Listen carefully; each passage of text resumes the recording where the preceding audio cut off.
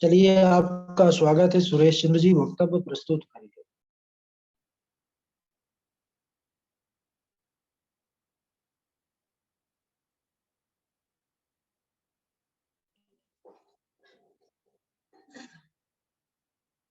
आवाज आ रही है गुरु जी? आवाज आ रही है? हाँ, पहुंच रही है आवाज। ठीक। ओम गुरुर्ब्रह्मा गुरुर्विष्णु गुरुर्देवो महेश्वराय गुरुर साक्षात परम ब्रह्मा तस्मै श्री गुरुवे नमः। अखंडकारं व्याप्तं येन चराचरं तत्पदं दर्शितं येन तस्मै श्री गुरुवे नमः। अस्मद् गुरुभ्यो नमः। अस्मद् परम गुरुभ्यो नमः। अस्मद् सर्व गुरुभ्यो नमः। श्री राधा कृष्णाभ्यां नमः। श्रीमते रामानुजाय नमः। वक्रतुंड महाकाय सूर्यकोटि समप्रभ निर्विघ्नं कुरु मे देव सर्वकार्येषु सर्वदा। लंबोदरम परम सुंदरम एकदंतम पीतांबरम तिरनयनम परमं पवित्रम उदय दिवाकर निभोज्वल कांति कांतम विघ्नेश्वरम सकल विघ्न हरम नमामि। शरीरं स्वरूपं ततो वा कलत्रं यशश्चारुचित्रं ततो कलत्रं यशश्चारुचित्रं धनं मेरुतुल्यं मनश्चेन लग्न में श्री गुरुरंध्र पिद में ततः किम ततः किम ततः किम ततः किम नारायणं नमस्कृतं नरं चैव नरोत्तमं देवी सरस्वती व्यासं ततो जय मुदीरयेत्। जयतु देवो देवकी नंदनोऽयं जयतु कृष्णो वृष्णिवंश प्रतीपम। जयतु पृथ्वीभार नाश जयतु मेघ श्यामल कोमलांगम जयतु पृथ्वीभार नाशो मुकुंदः। कृष्ण त्वदीय पद पंकज पंजरांतम अध्यैव में विशतु मानस राज हंस। प्राण प्रयाण समय कफवात पित्ते कंठावरोधन विधो स्मरणं कुतस्ते। वरहा पीडम नटवर वपो करणयो कर्णिकारम विभ्रदवासा कनकपिशं वैजयन्ती चमालम। रंध्रान रंध्रान वेणोरदरस्तुतिया पूर्ण्यन गोप वृंदये वृंदारण्य स्वपदरम्रम प्राविशद गीत कीर्ति। करार विंदेन पदार विंदम मुखार विंदम विनिवेशयन्तम वटस्य पत्रस्य पुटे शयानम भाला मुकुंद मनसा स्मरामि। रामाय रामभद्राय रामचंद्राय वेदसे श्री रघुनाथाय नाथाय सीताय पतये नमः। ओम श्री हनुमंताय नमो नमः। अंजनानंदनम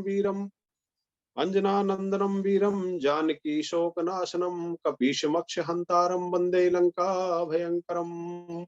मूकं करोति वाचालं पंगुम लंघयते गिरिं यत्कृपा तमह वंदे परमानंदम माधवम।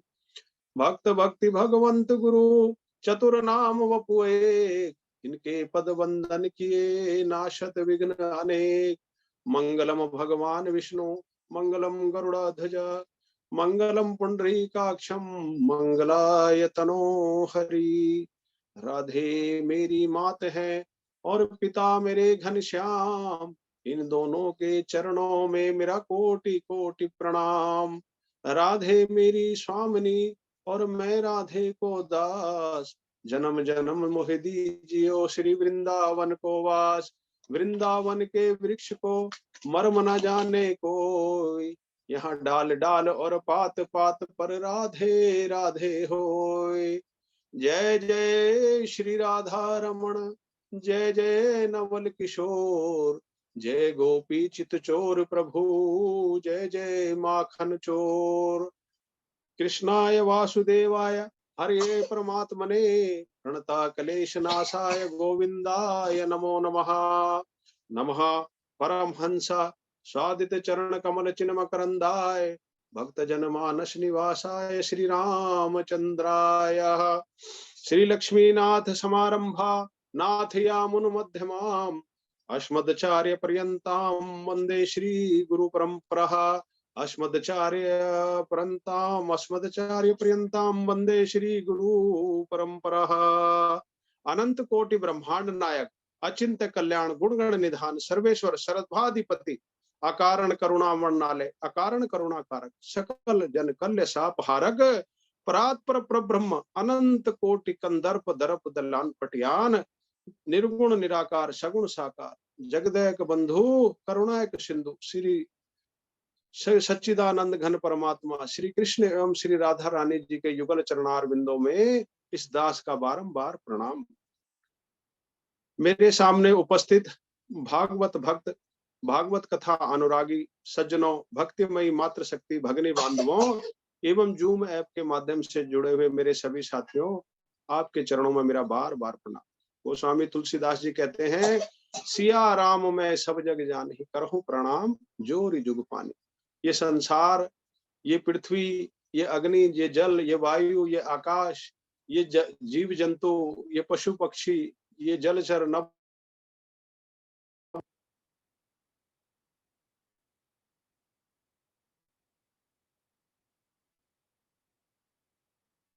चराचर सारे जीव जंतु, धूल कण मिट्टी पत्थर, सब कण कण में भगवान का वास है।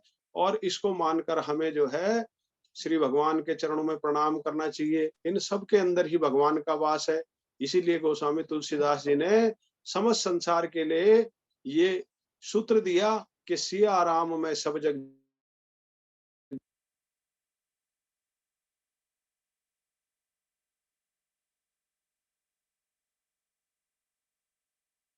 हमने सुना था कि भगवान ने जो है इंद्र का अहंकार भंग करने के लिए अपने बाएं हाथ की उंगली के ऊपर ही गिरिराज जी को धारण कर लिया।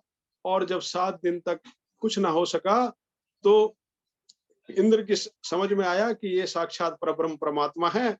तो आए और उन्होंने भगवान की शरण ली, भगवान की स्तुति करी और भगवान को क्या दिया, आकाश गंगा से जल से उनका स्नान कराया और चरणों में प्रणाम करके स्वर्ग की यात्रा करी। और सुरभि गाय को लेकर देवराज इंद्र के पास आए। सुरभि गाय के दूध से भी श्री कृष्ण का अभिषेक किया और उनको कहा कि आपने गायों की रक्षा करी, इसलिए आज से आपका नाम भगवान गोविंद भी होगा, गायों की रक्षा करने वाले गोविंद। तो इस प्रकार से कहकर वो स्वर्ग लोक को चले गए। बोले गोविंद भगवान की जय। अब एक दिन वरुण लोक से नंद जी को छुड़ा कर लाना, ये लीला भगवान ने करी। एकादश्याम निराहारः संभयर्चे जनार्दम जनार्दम स्नान्तुम नंदस्तु कालिंद्याम द्वादश्याम जलमाविशतः। श्री सुखदेव जी महाराज कहते हैं कि परीक्षित, एक बार जो है कार्तिक शुक्ल एकादशी का पावन पर्व आया। नंद बाबा ने एकादशी का व्रत किया और रात्रि 12 बजे के करीब वो जो है आसुरी बेला को उनकी नींद जल्दी खुल गई। ब्रह्म मुहूर्त उन्होंने समझ लिया। उनको लगा कि अब सुबह हो गई है और वो जाकर यमुना में स्नान करने के लिए आ गए। उसी समय वरुण के दूत वहां पर पहरा दे रहे थे। उन्होंने जो है उनको पकड़ लिया और नंद बाबा को पकड़कर वरुण लोक में ले गए। प्रातः काल को जब नंद बाबा घर नहीं लौटे तो सबने उनकी तलाश करी तो देखा कि उनके वस्त्र जो है जमुना किनारे पड़े हुए हैं। वो समझ गए कि नंद बाबा को जो है वरुण लोक ले गए हैं, वरुण के सैनिक पकड़ के। अब वरुण के सैनिक जो पकड़ कर ले गए हैं वो जो है सीधे भगवान श्री कृष्ण जो है वरुण लोक में पहुंच गए उनको लेने के लिए। जैसे ही वरुण जी ने देखा कि श्री कृष्ण भगवान आ गए तो वो तो जानते थे कि ये पार ब्रह्म परमेश्वर है। तो श्री कृष्ण भगवान को उन्होंने प्रेम से सिंहासन पर बिठाया, पाद्य अर्घ से उनका पूजन किया और उनकी स्तुति करी। क्या बोले, अद्य में निर्भदो देहो देवार्थो दिग्गतः प्रभो त्वत्पाद भाजो भगवन वापु पारम धनः। बोलते हैं कि वरुण जी स्तुति करते हैं कि प्रभु आज मेरा शरीर धारण करना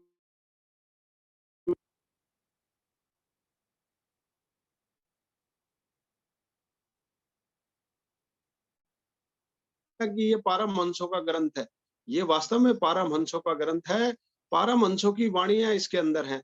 और देखिए छोटे छोटे सूत्र इसमें छुपे हुए हैं जिससे हमें अपने जीवन को कैसे जीना है, कैसे सफल बनाना है, ये दिए गए हैं।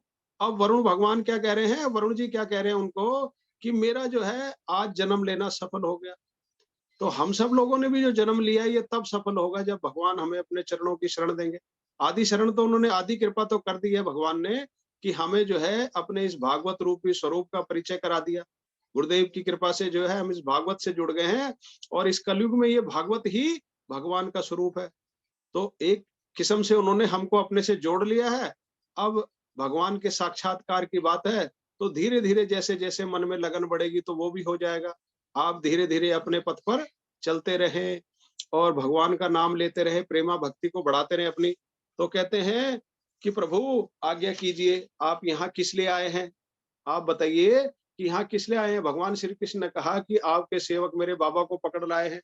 वरुण ने कहा कि भगवान क्षमा करें, मेरे सेवकों से अनजाने में ये अपराध हुआ, लेकिन इस अपराध के कारण मुझे आपके दर्शन हो गए। उन्होंने अनेकों प्रकार के रत्न दिए। नंद बाबा को भगवान कृष्ण के साथ विदा किया और वरुण लोक की समृद्धि का भी वर्णन किया। तो नंद बाबा जब वापस आए तो ब्रिजवासियों को लेकर बैठ के ब्रिजवासियों ने पूछा वरुण लोक कैसा था? तो उन्होंने कहा वहां तो बहुत अच्छा था। तो वहां के ब्रिजवासियों के मन में भी इच्छा थी कि आप भगवान कृष्ण जो है हमको भी अपना धाम दिखाएंगे कभी। अब देखिए भगवान जो है हमेशा हमारे मन के भावों के ऊपर चलते हैं। जो हमारी इच्छा होती है उसको पूरा करने के लिए भगवान अवश्य प्रयास करते हैं, अगर वो अच्छा हमारे भले कार्य के लिए। ऐसा नहीं कि हम ये सोचें कि भाई किसी का हम बुरा कर दें, किसी का हम नुकसान कर दें, तो ऐसे कार्यों के लिए भगवान उस पे ध्यान नहीं देंगे। लेकिन अगर हमारे मन में कोई भक्ति की जिज्ञासा जागी है, जैसे आज ब्रिजवासियों के मन में आया कि भगवान का जो है वैकुंठ धाम कैसा है, ब्रह्मांड धाम कैसा है, उसको क्या हम भी देख पाएंगे? तो अंतर्यामी प्रभु जो है वो समझ गए कि इनके मन में क्या इच्छा है और एक दिन सभी ब्रिजवासियों को ब्रह्मांड घाट पर ले आए। जैसे ही ब्रिजवासियों ने डुबकी लगाई तो अपने आप को गोलोक धाम में पाया, भगवान के गोलोक धाम में पाया। वहां पर उन्होंने देखा कि सभी की चार भुजाएं थी। भगवान श्री कृष्ण की बड़ी भारी सवारी वहां निकल रही थी और सभी उनकी जय जयकार दे रही थी। जब भगवान कृष्ण की सवारी को उन्होंने देखा तो एक ग्वाले ने श्री कृष्ण को देखकर जोर से आवाज लगाई, कन्हैया गैया चराने ना आए चलनो का है। अब वो तो साधारण ग्वाले थे, सीधे वेश में आए हुए थे वहां पे, तो उनको तो गाय ग्वालों को तो काम ही यही था कि भाई गाय चराना। तो वो कह रहे हैं कि कन्हैया गाय चराने ना आए चलनो का है। तो भगवान के जो सेवक साथ साथ में चल रहे थे उन्होंने डांट लगाई, करा अरे कहाँ से आ गए तुम भैया, तुम कैसे गवार हो? देखो ये हमारे राजाधिराज हैं, रथ के ऊपर बैठे हुए हैं, इनकी सवारी निकल रही है, ये गाय नहीं चराते। ग्वालों ग्वालों ने फिर कहा, पिता न पुत्र परपाल ये दशो, माता यशोदा न सुतम प्रियाति, गावश्य नैवाग्रत एव यान्ति, कथम वशामोत्र वैकुंठ लोके। जहां नंद बाबा, अब देखिए वैकुंठ वासियों को जो भगवान ने वैकुंठ वासियों को जो भगवान ने प्रदान कर रखा है चतुर्भुज रूप, वो अब ब्रिज में जो बैठे हुए हैं उनके साथ लीलाएं कर रहे हैं भगवान। उन ब्रिजवासियों को वो चतुर्भुज रूप पसंद नहीं आ रहा। वो क्या कह रहे हैं, जहां नंद बाबा अपने कन्हैया पुत्र कन्हैया पालन नहीं करते, माता यशोदा जहां कन्हैया को लोरी नहीं सुनाती, और जहां गाय गौवे ना चराते हो, जहां कन्हैया गाय ना चराते हो, वहां हमें नहीं रहना। चाहे वो वैकुंठ लोक ही हो, हमें यहाँ नहीं रहना। जैसे ही ग्वाल वालों ने ये कहा तो भगवान उनके प्रेम को समझ गए और उन्होंने तुरंत ही अपने आप को वृंदावन धाम में पाया। बोलो वृंदावन धाम की जय। कहते हैं कि वृंदावन धाम की इतने महर्षियों ने, इतने परमहंसों ने इतनी बड़ाई करी है कि कहते हैं कि जो एक बारी सिर्फ वृंदावन धाम के दर्शन कर ले तो भगवान उस पर बहुत रीझ जाते हैं, बहुत प्रसन्न हो जाते हैं। और जो सदा सदा ही वृंदावन में रह रहे हैं उनकी तो भाग्य ही बहुत खुल जाते हैं। भगवान कृष्ण उनका सदैव ध्यान रखते हैं, राधा रानी के वहां पे उनके ऊपर महती कृपा रहती है। तो इस प्रकार से वो वृंदावन में वापस आ गए। अब भगवान श्री कृष्ण ने मृत्यु भक्षण लीला के द्वारा पृथ्वी तत्व का शोधन किया था। किसका शोधन किया था? जो मिट्टी खाई थी उन्होंने तो मृदा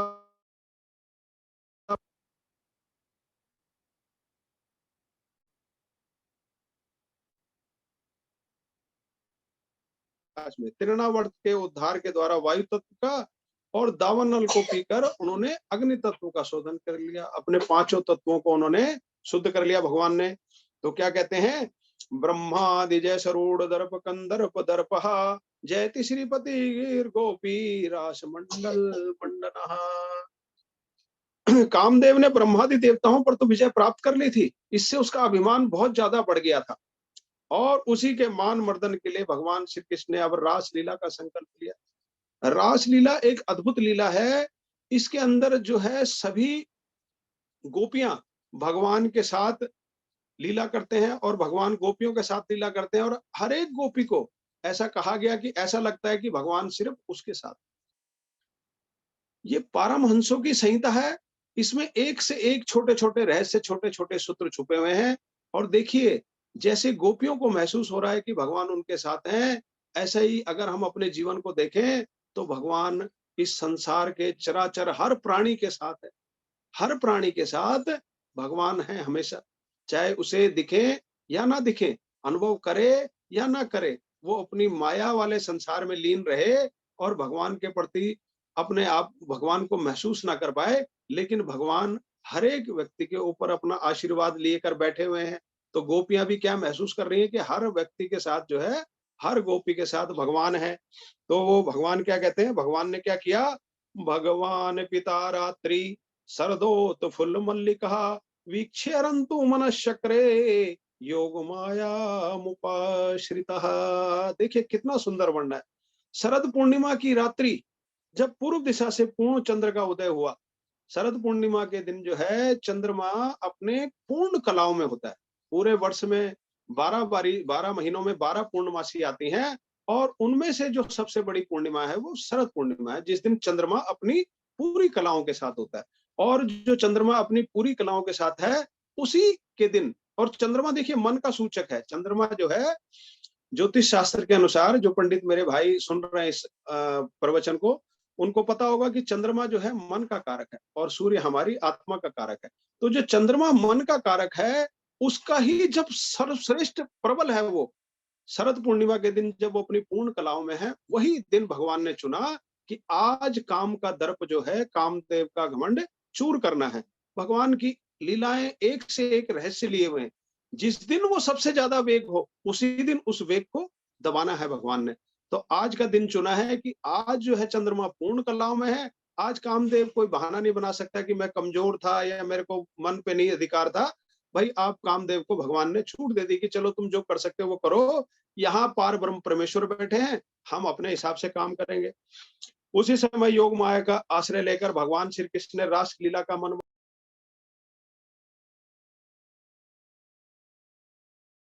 और मधुर तान छेड़कर गोपियों ने इस बांसुरी की आवाज को सुना, तो उन्हें लगा कि श्री कृष्ण मेरा ही नाम लेकर पुकार रहे हैं। आहा हा, देखिए कितना सुंदर है।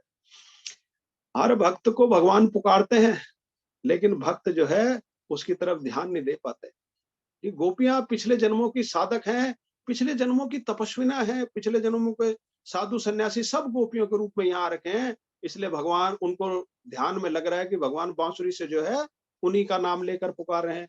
उस समय कोई गोपी दूध दुह रही थी, तो वो दूध छोड़कर भाग गई। कोई भोजन परोस रही थी, कोई अपने शिशु को दूध पिला रही थी, कोई अपने पति की सेवा कर रही थी, कोई सास ससुर की सेवा कर रही थी, सब कोई श्रृंगार कर रही थी। किसी ने एक आंख में अंजन लगाया था, कोई वस्त्र धारण कर रही थी, अपने अलग अलग काम में सब व्यस्त थी। लेकिन जैसे ही उन्होंने ये बांसुरी की आवाज सुनी, तो छोड़ छाड़ कर सब अस्त व्यस्त होकर भगवान से मिलने चली गई। इसी प्रकार से हमें भी जब भगवान की कभी हमारे जीवन में ऐसा शुभ अवसर आए, भगवान की पुकार लगे, तो हमें भी सब कुछ छोड़ छाड़ के भगवान की चरण में चले जाना चाहिए। ये भी एक सूत्र है इसके अंदर छोटा सा। कुछ गोपियों को बाहर पहुंच गई, मन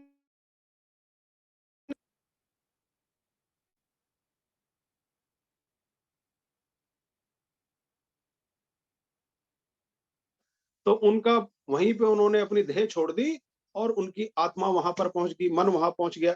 भगवान श्री कृष्ण ने गोपियों को देखा और गोपियों से कहने लगा, क्या भगवान क्या कहने लगे, स्वागतम वो महाभागा प्रियम की करवाणि वह वर्जास्य नामयम कच्चिद ब्रूतागमन कारणम। भगवान गोपियों का स्वागत कर रहे हैं और स्वागत करते हुए उनका एक प्रश्न भी पूछ रहे हैं। क्या पूछ रहे हैं, स्वागतम वो महाभागा, आओ महाभागो, तुम्हारा महाभाग्य है। इसका जिसको भगवान बुलाता है उसके भाग्य की कोई तुलना कर सकता है? उसका तो, हम सबका तो भाग्य है, उनका तो महाभाग्य है। तो उनको कह रहे हैं महागा प्रियम की करवाणि वह, मैं आपकी प्रसन्नता के लिए क्या करूं, क्या ब्रज में सब कुछ ठीक ठाक है और तुम्हारे यहाँ आने का क्या कारण है? रात्रि का इतना भयानक समय है, तुम यहाँ क्यों आई हो?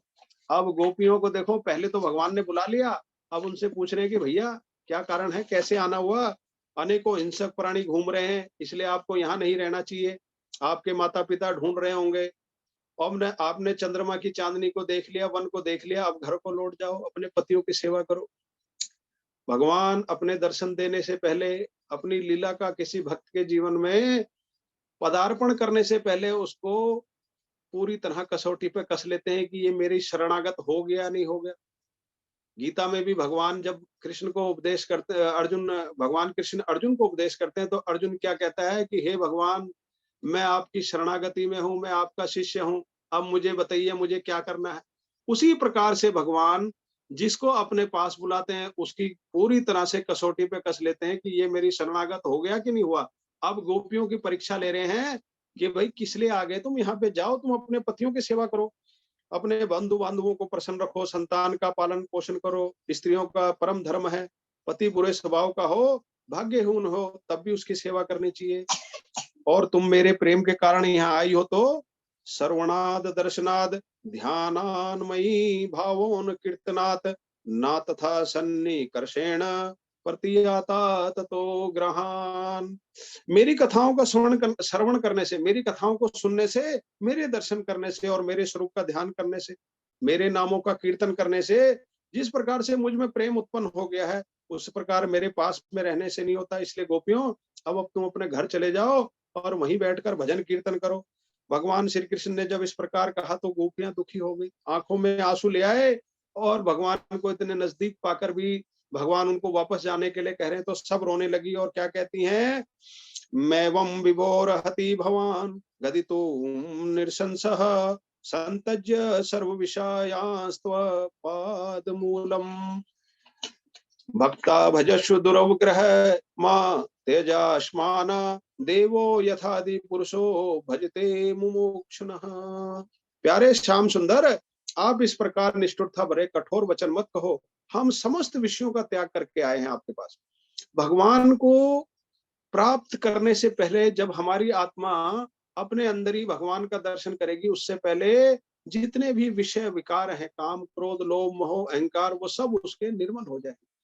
ऐसे नहीं होगा कि वो अपनी तरफ से कोई प्रयास करेगा, अपनी तरफ से तो वो सिर्फ भगवान से प्रेमा भक्ति करेगा और भगवान की तरफ से उसके ऊपर जब विशेष कृपा होगी तो उसके ये सारे आवरण हट जाएंगे। यही चीरहरण लीला का रहस्य था कि गोपियों के भगवान ने सारे सारे विषय विकार मिटा दिए, उनके मन से सारी भावनाएं विषयों की हटा दी, काम क्रोध दो मोह अहंकार का पर्दा हटा दिया और शुद्ध आत्मा के रूप में उनको अपने पास बुलाया। तो कहते हैं कि हम आपकी भक्त हैं, हमारा त्याग मत करिए। आपने कहा पति पुत्र आदि की सेवा करना स्त्रियों का धर्म है और सबके हृदय में परमेश्वर रूप में आप ही विराजमान हैं। आप सबके पति परमेश्वर हैं, तो हम आपको छोड़कर कैसे जा सकती हैं? आपको छोड़ हमारे चरण एक पग भी चलने को तैयार नहीं है। यदि वर्ष से कहीं चली भी जाएं तो क्या करेंगे? आपने अपनी मधुर मुस्कान और प्रेम भरी तिरछी चितवन से हमारा हृदय अपनी ओर खींच लिया है। भगवान कृष्ण के नाम का अर्थ ये भी है, कृष्ण धातु से बना है कि अपनी तरफ आकर्षित करना। कहते हैं कि भगवान का इतना सुंदर स्वरूप है, इतना सुंदर स्वरूप है कि एक बारी कोई दर्शन कर ले तो खिंचा हुआ चला। बड़े बड़े वेदांती, बड़े बड़े जो अपने आप को निर्गुण निराकार ब्रह्म के उपासक मानते थे, जब उनको भगवान के दर्शन हुए तो वो सब कुछ भूल गए, अपना ज्ञान सब भूल गए निर्गुण निराकार को और किसको उपासने लगे, सगुण साकार भगवान श्री कृष्ण को। इतना सुंदर स्वरूप है। कह रहे आपने हमारा हृदय खींच लिया, हमारा हृदय प्रेम और मिलन की आग में धधक रहा है, आपके दर्शनों के लिए धधक रहा है और आप हमें जो है वापस भेज रहे हैं। अगर हम आपके चरणों कमलों का ध्यान करके मरेंगी तो अगले जन्म में कृष्ण बनेंगी। और श्याम सुंदर, हमें मालूम है कि आप भी हमारे बिना नहीं रह सकते, इसलिए आप हमारा ध्यान करते हुए मरेंगी तो गोपी बनेंगी। अंतःमतीशो गति, यानी गोपियां भगवान कृष्ण का ध्यान कर रही हैं। तो जिसके मन में, गीता में भी लिखा है कि जिसके मन में अंत काल में जो है जिस चीज का स्मरण होगा वो वैसे ही रूप को प्राप्त करेगा। जैसे जड़ भरत के प्रसंग में इसमें आया है कि आखिर में उन्होंने मृग का चिंतन किया तो मृग की योनि को चले गए। उसी प्रकार से गोपियां कह रही हम तो आपका चिंतन करती हैं तो हम कृष्ण बनेंगे, लेकिन आप भी हमारा चिंतन करते हो तो आप क्या बनोगे? गोपी। तब हम भी तुम्हें इसी प्रकार सताएंगे। तो गोपियों के व्याकुलता भरे वचनों को जब भगवान कृष्ण ने सुना तो आत्मा में रमण करने वाले भगवान श्री कृष्ण ने गोपियों के साथ रास क्रीड़ा आरंभ की। भगवान को पता चल गया कि ये पूरी तरह से मेरे शरणागत अब हो गए हैं, अब इनके साथ रास शुरू किया। उसी समय गोपियों को अभिमान हो गया। देखिए, भगवान की भक्ति का भी एक अभिमान है। भक्तों को विशेष रूप से सावधान रहना चाहिए कि जब हम काफी समय तक भगवान की भक्ति कर लेते हैं तो एक अजीब सा नशा, एक अजीब सा हमारे मन में धारणा, एक गांठ आ जाती है कि हम तो भगवान के बहुत बड़े भक्त हैं। अपने आप को, गुरु नानक देव जी कहते हैं, अपने आप को नीचा रख के चलो, नीवे होके चलो। अगर नीवे होके चलोगे, नीचे होके चलोगे तो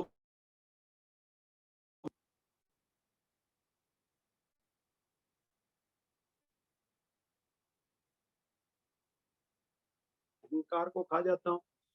तो इसी प्रकार से जब उनको अभिमान हुआ कि हम ही संसार की सर्वश्रेष्ठ स्त्रियां हैं, देखो भगवान नारायण जो पार ब्रह्म परमेश्वर है आज हमारे साथ रास लीला कर रहे हैं, तो भगवान जो है उन्हीं के मध्य से अंतर ध्यान हो गए। देखिए, दो ही चीजें रहेंगी, या तो भगवान या अभिमान। क्या रहेगा? या तो अहंकार रहेगा या भगवान रहेंगे। तो अब अहंकार आया, अभिमान आया तो भगवान दूर हट गए, अंतर ध्यान हो गया। बहुत बहुत सुंदर।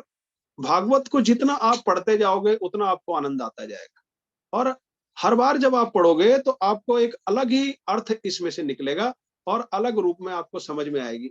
इसीलिए ये पारमहंसों की संहिता है कि जो पारमहंस हो जाते हैं, जो परमहंस पुरुष हैं, जो भगवान के नजदीक हैं, उनको ये जो है समझ में आती है और वही इसका सही अर्थ, सही विवेचन करते हैं। समय समय पर भगवान के अनेकों भक्त इस धरा भूमि पर आए, उन्होंने अपने अपने हिसाब से, अपने अपने जितना उनको समझ में आया भगवान का बताया, और फिर भी कहते रहे कि हे भगवान, हम आपके जो है दास हैं। अब श्री कृष्ण भगवान उनके मध्य से अंतर ध्यान हो गए, और भगवान को न देखकर गोपियां बहुत जो है दुखी हो गई, ढूंढने लगी उनको। वट वृक्ष से पूछ रही है, पीपल के वृक्ष से पूछ रही है, पाकड़ के बड़े बड़े वृक्षों से पूछ रही है, कहीं तुमने भगवान श्री कृष्ण को देखा है? वृक्षों ने कोई उत्तर नहीं दिया, तो कहने लगी ये क्या बताएंगे, इन्हें अपने बड़प्पन का अभिमान है।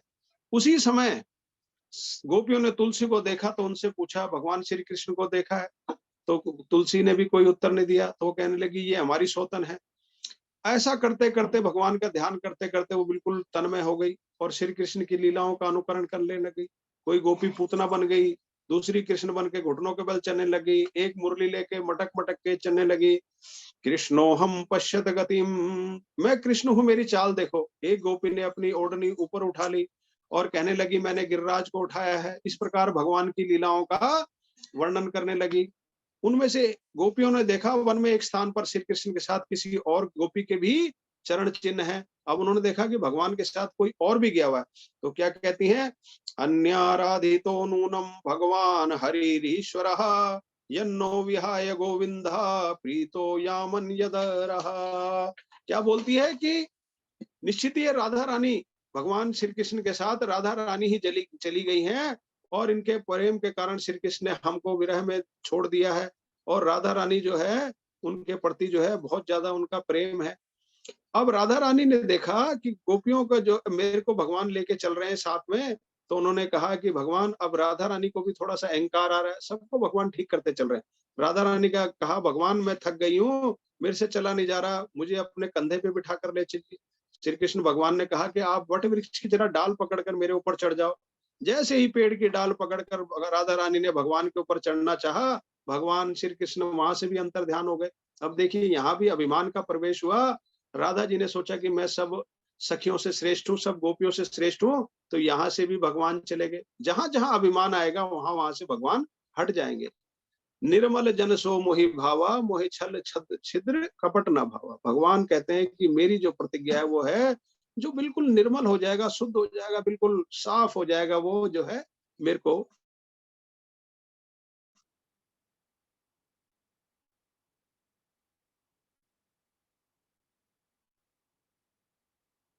अनाथ रमण प्रेष्ठ क्वासी क्वासी महाभुज दास्यास्ते कृपणाया मे शके दर्श सन्निधम। कहते हैं कि एक एक शब्द से एक एक देवालय प्रकट हो गए। जैसे ही उन्होंने नाथ कहा, गोपीनाथ प्रकट हो गए। रमण कहा, राधा रमण प्रकट हो गए।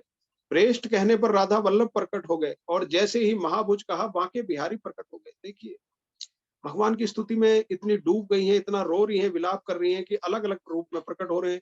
गोपियों ने राधा रानी को देखा तो कहने लगी, श्री कृष्ण हमें छोड़कर चले गए, लेकिन आपको छोड़कर नहीं जाना चाहिए। मन में जहां तक चंद्रमा की चांदनी छिटक रही थी, गोपियों ने वहां तक श्री कृष्ण को ढूंढा और सोचने लगी, श्री कृष्ण को जहां तक ढूंढेंगी, श्री कृष्ण हमसे बचने के लिए उतने ही आगे जाएंगे।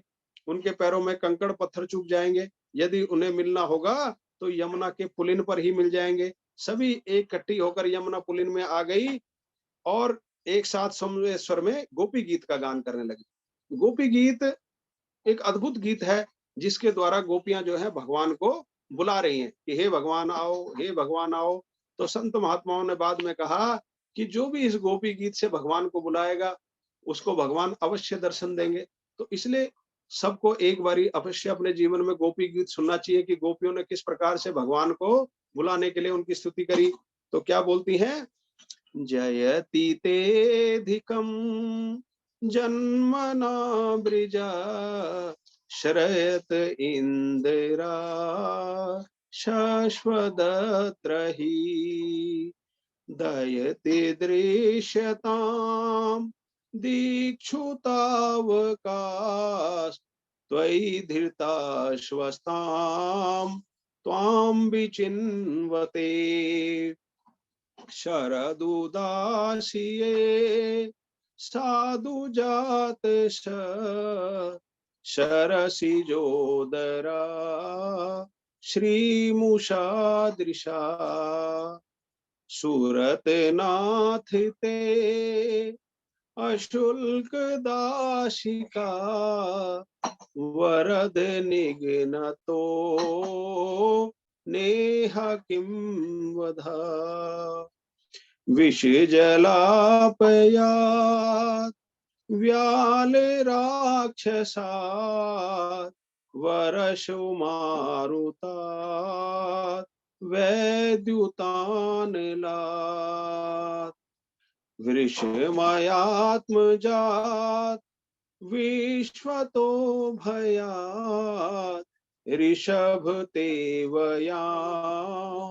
रक्षिता मुहुः न खलु गोपिका नंदनो भवान् अखिल देहिनां अंतरात्मदृक् विखन सार्थितो विश्वगुप्तये सखौ देवान् सात्वतां कुले।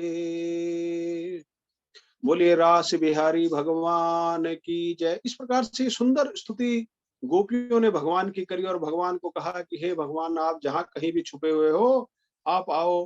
प्यारे श्याम सुंदर, आज जब से आपका जन्म इस ब्रज में हुआ है, इसकी महिमा वैकुंठ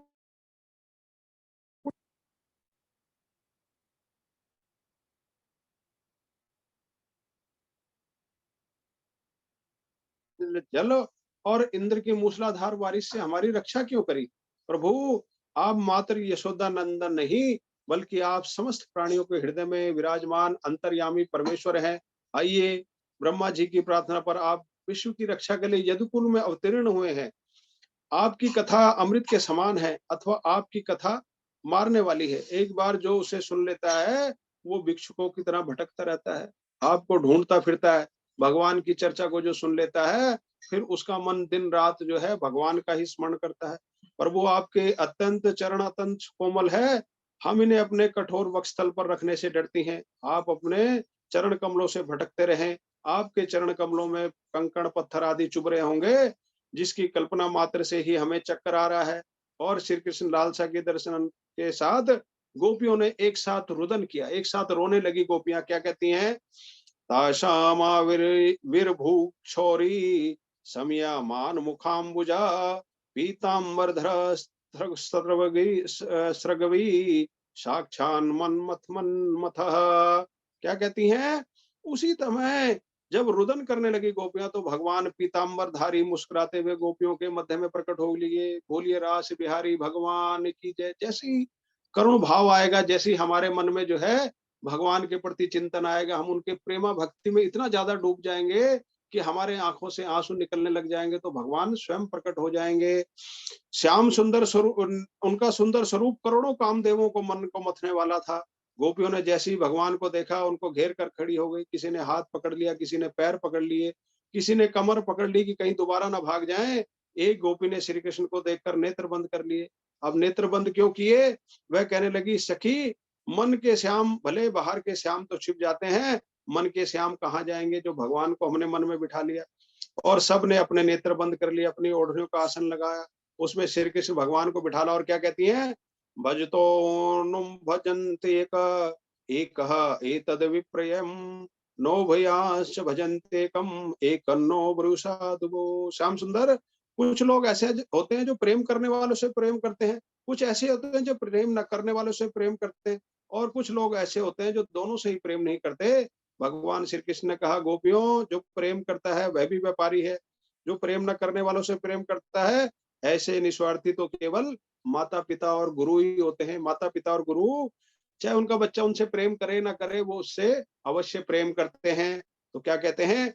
भजतो पिनावे के चिध भजन्ते भजतः कुतः